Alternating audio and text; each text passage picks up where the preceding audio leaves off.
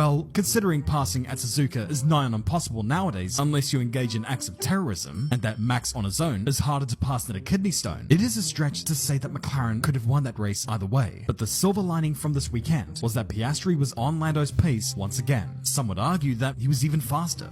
The next round, however, well, that wasn't a debate. In the fourth round in Bahrain, Piastri went through the weekend virtually unchallenged from the word go, qualifying comfortably on the pole, and throughout the race, it was a class act. Even after the safety car, the looming sight of the stamp collector in the Mercedes on soft tyres, whose transponder was being sent haywire thanks to some Donny outside of the circuit microwaving his coat hangers, could do nothing to deter him. He ran away until he saw the checkered flag and became the first repeat winner of the 2025 season, setting the fastest lap for good measure and taking McLaren's first ever win at the venue, thus making it a Grand Slam.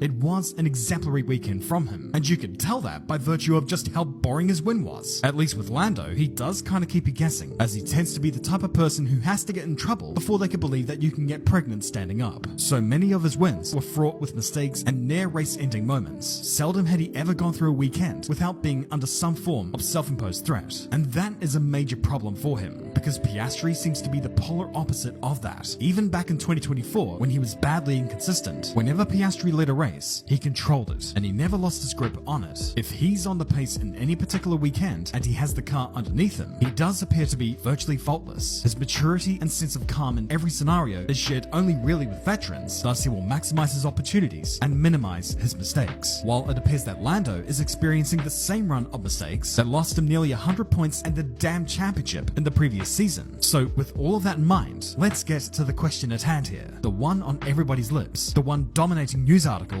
and F1 YouTube videos. Is this really Oscar Piastri's year?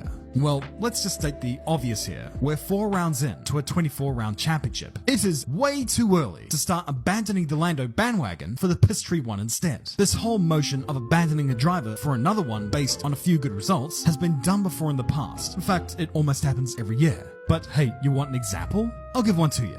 Back in 2019, Valtteri Bottas kicked off the year very strongly. 2 wins from the first 4 races and leading the World Championship over his teammate Lewis Hamilton. This wasn't the same Bottas we saw from years gone by. This was Bottas 2.0, the fuck the world attitude that indicated that his time was now.